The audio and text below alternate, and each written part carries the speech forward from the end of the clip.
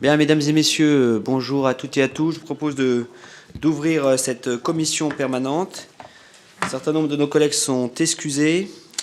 On a donc les excuses de Monsieur Rabier, qui m'a donné pouvoir, et de Madame Colombo, qui a donné pouvoir à Monsieur Groslambert.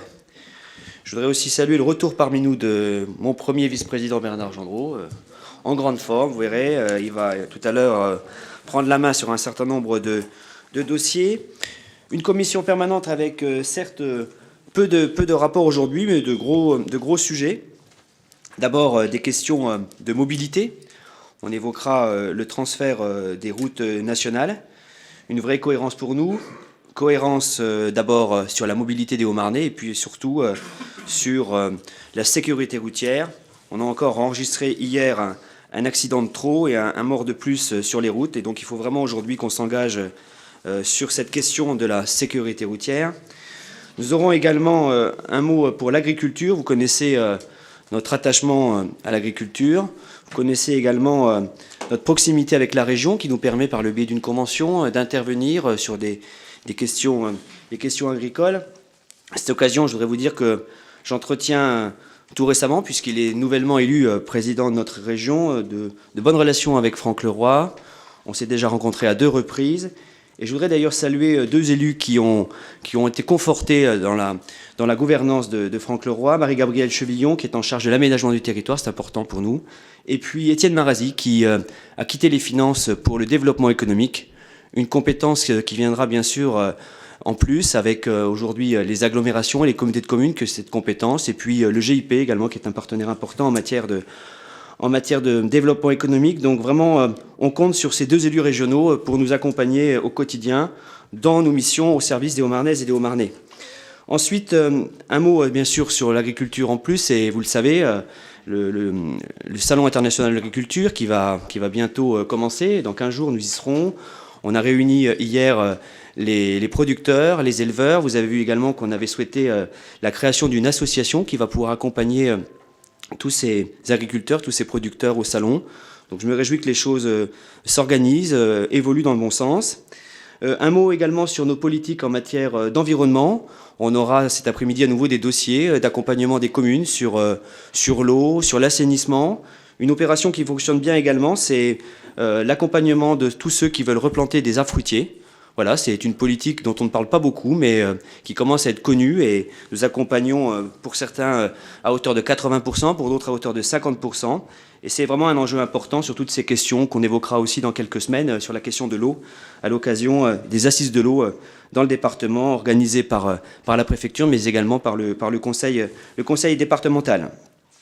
Nous évoquerons ensuite, bien sûr, l'hôpital, un sujet qui fait couler beaucoup d'encre, mais qui est un vrai sujet pour les Hauts-Marnaises et les Hauts-Marnais. Donc on devra se positionner sur l'engagement que nous avons déjà pris à l'occasion de la dernière réunion ici au conseil départemental.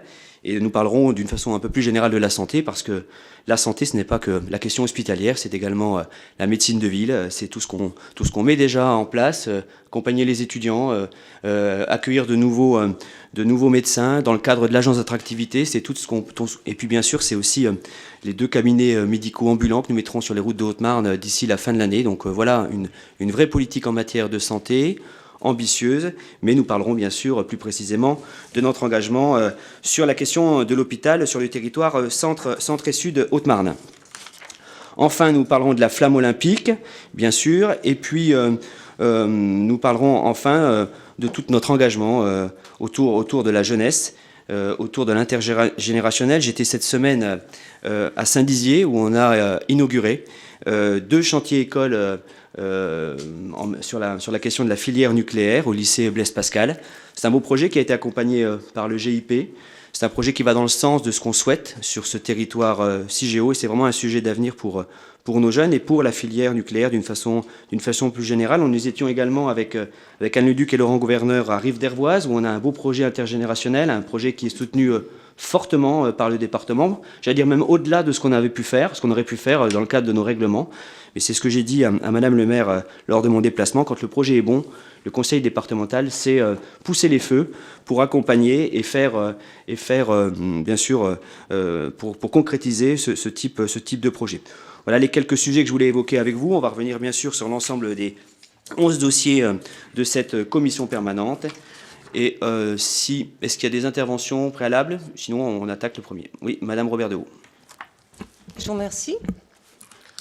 Donc moi, j'aimerais, de revenir un tout petit peu en arrière, et puis ensuite en avant, pas de souci. Donc j'aimerais revenir sur un sujet très présent chez le Haut-Marnais. Alors tout d'abord, sur votre position sur les élections législatives. Pardon d'y revenir. Et le fait que vous n'acceptiez pas les 2 députés du Rassemblement national. Je veux rappeler que ces députés ont été élus grâce à des électeurs qui se sont déplacés dans les urnes et non en n'acceptant pas ces députés dont le rôle constitutionnel est de représenter le peuple dans le cadre de la souveraineté nationale, vous refusez le dialogue républicain, vous méprisez la démocratie et vous insultez une majorité votante de Haut-Marnais. Ensuite, concernant le projet hospitalier de Roland-Pont, et là aussi dans une forme de mépris, vous dites que les citoyens et les associations n'ont pas à décider de l'offre de santé. Or, ces mêmes citoyens paient des impôts et seront potentiellement des usagers des hôpitaux. Ils ont donc droit à la parole, même comportement avec les professionnels de santé du COPIL. Ils ont participé à un gros travail d'analyse des besoins du territoire et se sont déplacés dans de nombreuses communes dans lesquelles nous n'avons pas vu d'élus départementaux en règle générale. Il aurait été plus judicieux que ces professionnels de santé et usagers puissent venir ici même présenter le projet hospitalier de Roland-Pont avec leurs arguments propres afin que toutes les possibilités d'offre de soins soient proposées de façon équitable et que les élus ici présents se positionnent officiellement puisque le conseil départemental finance le projet.